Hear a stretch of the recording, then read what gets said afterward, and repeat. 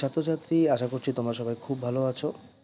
তোমাদের সকলকে আমার নতুন ইউটিউব চ্যানেল অনুশীলন.com-এ ওয়েলকাম করছি। আমার আগে একটি চ্যানেল ছিল, তো সেটিতে দীর্ঘদিন ধরে ভিডিও আপলোড না করার কারণে সেই চ্যানেলের রিচটা অনেকটা কমে গেছে, যার কারণে আমাকে আবার নতুন করে সব কিছু শুরু করতে হচ্ছে। এখন থেকে আমি আমার এই চ্যানেলেই সমস্ত রকম ক্লাসের সমস্ত রকম সাজেশন, গুরুত্বপূর্ণ সমস্ত ভিডিও, টপিকের ওপর ভিডিও সব আমি আমার এই চ্যানেলেই আপলোড করব। তো তোমাদের কাছে রিকোয়েস্ট, তোমরা একটু আমার পাশে থেকো, কেমন?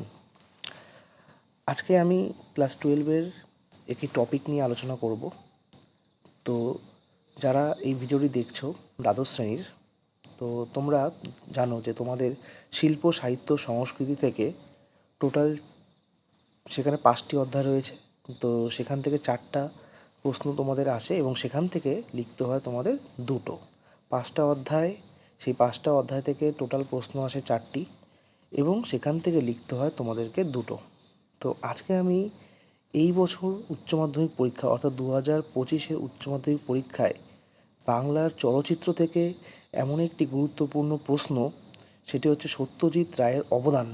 তো সেই সত্যজিৎ রায়ের অবদানটিকে তোমাদের সামনে খুব সুন্দরভাবে পয়েন্ট সহকারে সেটিকে আমি তুলে ধরব এবং সেটিকে আমি আলোচনা করব।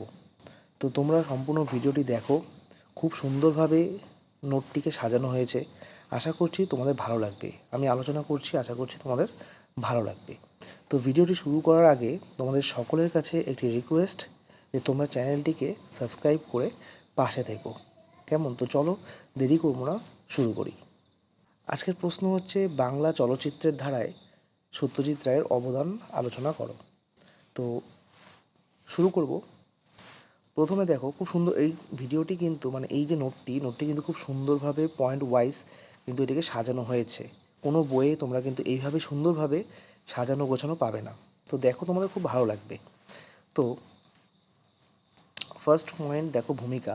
সেই ভূমিকাতে সুন্দর করে দেওয়া হয়েছে যে বাঙালি জাতিকে আন্তর্জাতিক খ্যাতি দিয়েছে যে কয়েকজন বাঙালি প্রতিভা, তাদের মধ্যে সত্যজিৎ রায় অন্যতম প্রবাদ প্রতিম ব্যক্তিত্ব। তার মানে আমাদের বাঙালি জাতিকে, ঠিক আছে, আন্তর্জাতিক ক্ষেত্রে যারা বা যেই কয়জন বাঙালি খ্যাতি এনে দিয়েছে, যাদের জন্য গোটা পৃথিবীতে বাঙালি জাতির যে নাম ছড়িয়ে পড়েছে, তাদের মধ্যে একজন ব্যক্তিত্ব হলো সত্যজিৎ রায়।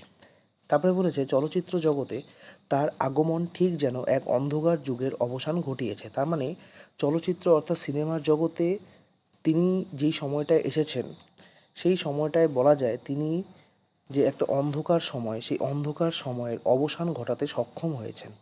ঠিক আছে? তো এটা গেল ভূমিকা। এর পরের পয়েন্ট আমরা দেখব অবদান। তিনি কোন কোন ক্ষেত্রে অবদান রেখেছেন। মেনলি আমরা জানি চলচ্চিত্রেই অবদান রেখেছেন, কিন্তু চলচ্চিত্রের মধ্যে কোন দিকগুলোতে তার অবদান সবথেকে বেশি, সেইগুলো। তো এখানে অবদানের প্রথমটা পয়েন্ট করে দেওয়া আছে, দেখো, শিল্প, সাহিত্য, সঙ্গীত ও যন্ত্রের মেলবন্ধন। সত্যজিৎ রায় চলচ্চিত্রের শিল্প, সাহিত্য, সঙ্গীত ও যন্ত্রের মেলবন্ধন ঘটাতে সক্ষম হয়েছিলেন, তাই তাকে বাংলা চলচ্চিত্র জগতে সব্যসাচী বলা হয়। তার মানে সত্যজিৎ রায় এমন এক ব্যক্তিত্ব, যিনি সিনেমার জগতে শিল্প, সাহিত্য, সঙ্গীত আর যন্ত্র, এই তিনটির কিন্তু মেলবন্ধন ঘটিয়েছিলেন, যার কারণে তাকে বলা হয় চলচ্চিত্র অর্থাৎ সিনেমা, বাংলা সিনেমা জগতের সব্যসাচী বলা হয়।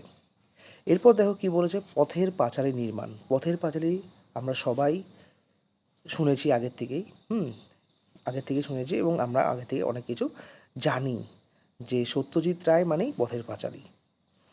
বলেছে, তার প্রথম প্রয়াস কালজয়ী কথাসাহিত্যিক বিভূতিভূষণ বন্দ্যোপাধ্যায় এর উপন্যাস অবলম্বনে পথের পাঁচালী মুক্তি পায় 1955 সালে, যা প্রবল জনপ্রিয়তা অর্জন করে। তার মানে বাংলার এবং বিশ্বের বেশিরভাগ মানুষ কিন্তু সত্যজিৎ রায়কে চেনেন পথের পাঁচালীর জন্য। ঠিক আছে? পথের পাঁচালী সত্যজিৎ রায়ের এক, মানে অন্যতম কীর্তি। তারপর দেখো 3 নম্বর পয়েন্ট, ফিচার ফিল্ম নির্মাণ। সত্যজিৎ রায় তার গোটা জীবনে পথের পাঁচালী সহ মোট 29টি ফিচার ফিল্ম নির্মাণ করেন। অর্থাৎ তিনি তার গোটা জীবনে 29টি ফিচার ফিল্ম নির্মাণ করেছিলেন এবং এগুলির মধ্যে উল্লেখযোগ্য হলো অপরাজিত, পরশপাথর, জলসাঘর, অপুর সংসার, দেবী, হীরক, রাজার দেশে ইত্যাদি।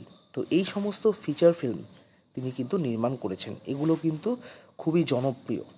হীরক রাজার দেশে যদি তোমরা না দেখে থাকো, দেখবে, খুবই ভালো লাগবে। এছাড়া অপুর সংসার, অপরাজিত, পরস্পর সবই কিন্তু খুব ভালো লাগবে। এরপর 4 নম্বর পয়েন্ট বলেছে তথ্যচিত্র নির্মাণ। তার নির্মিত জনপ্রিয় তথ্যচিত্রগুলি হলো রবীন্দ্রনাথ ঠাকুর, সিকিম, দি ইনার আই, বালা, সুকুমার রায় ইত্যাদি। তিনি এই সমস্ত ব্যক্তিত্বের ওপর, অর্থাৎ রবীন্দ্রনাথ ঠাকুর, এছাড়া এই সিকিমের ওপর, তারপরে দ্য ইনার আই, বালা, সুকুমার রায়, এনাদের ওপর কিন্তু তথ্যচিত্র নির্মাণ করেছেন। এনাদের সম্পর্কে কিন্তু তিনি মানে বিশ্লেষণ করেছেন, বা তাদের জীবন কিন্তু এক প্রকার এখানে দেখিয়েছে। তার জীবন কাহিনী কিন্তু এই সমস্ত তথ্যচিত্রগুলির মধ্যে তিনি খুব সুন্দরভাবে তুলে ধরেছেন। এরপর দেখি 5 নম্বর পয়েন্ট, সঙ্গীত পরিচালনা। সঙ্গীত পরিচালক হিসেবেও তিনি কৃতিত্ব দেখিয়েছেন। তিন কন্যা, নায়ক, হীরক রাজার দেশে ইত্যাদি ছবিতে সঙ্গীত পরিচালনা করেন তিনি। তার মানে দেখা যাচ্ছে যে হীরক রাজার দেশে, তিন কন্যা, নায়ক, এই যে ছবিগুলো রয়েছে, এই ছবিগুলোতে কিন্তু তিনি যে সঙ্গীত পরিচালনা, সেই সঙ্গীত কিন্তু তিনি পরিচালনা করেছেন। এবং এই সিনেমাগুলো যদি সঙ্গীত তোমরা শোনো, মানে খুব ভালো। এগুলো হচ্ছে অমর কীর্তি তার। এগুলো কোনোদিনও কিন্তু এগুলো ভুলে যাওয়ার মতো নয়, ঠিক আছে? এগুলো অবশ্যই তোমাদের কাছে যদি সময় থাকে তাহলে তোমরা অবশ্যই শুনবে, ভালো লাগবে। এরপর দেখো কী বলেছে, পুরস্কার প্রাপ্তি। চলচ্চিত্র জগতে সামগ্রিক অবদানের জন্য সত্যজিৎ রায় একাধিক পুরস্কারে ভূষিত হয়েছেন।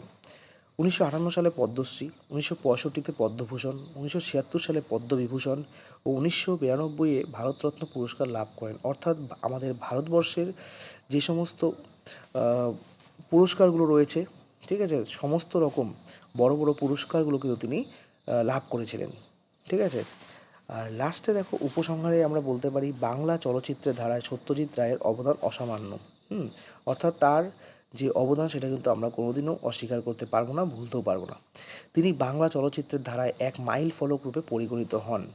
শুধু বাংলা নয়, সমগ্র বিশ্বের চলচ্চিত্রে এক মর্যাদার সম্মান দাবি করেন। অর্থাৎ তিনি একটা তো বলতে পারি আমাদের চলচ্চিত্র জগতে তিনি হচ্ছেন একটা হচ্ছে মাইল ফলক বা মাইলস্টোন তিনি। আর এটা হচ্ছে তিনি শুধু আমাদের বাংলা নয়, তিনি সমগ্র বিশ্বের কিন্তু সিনেমার জগতে বা চলচ্চিত্র জগতে এক মর্যাদার দাবি করেন, বা তাকে কিন্তু একটা অন্য লেভেলে দেখা হয় সত্যজিৎ রায়কে, ঠিক আছে? তো আশা করছি তোমাদের এই নোটটি খুব ভালো লাগবে। আর এই নোটটি কিন্তু এইবার উচ্চ মাধ্যমিক পরীক্ষার জন্য খুবই গুরুত্বপূর্ণ। তো এইভাবে আমি আরও এইবার 2025 সালে উচ্চ মাধ্যমিক পরীক্ষায় যে সমস্ত নোট বলতে যে সমস্ত অবদানগুলো গুরুত্বপূর্ণ এবং যা যা সাজেশন রয়েছে, আমি কিন্তু আলোচনা সহ খুব সুন্দরভাবে নোট করে আলোচনা সহ আমি আমার চ্যানেলে কিন্তু আপলোড করব। তো তোমাদের কাছে আরেকবার রিকোয়েস্ট করছি, তোমরা যারা এখনও চ্যানেলটি সাবস্ক্রাইব করোনি, চ্যানেলে নতুন এসেছো, তারা তোমরা অবশ্যই কিন্তু চ্যানেলটি সাবস্ক্রাইব করে প্লিজ আমার সঙ্গে থেকো, কেমন? তো চলো, সকলকে টাটা, সবাই ভালো থেকো, ভালো মতো পড়াশোনা করো।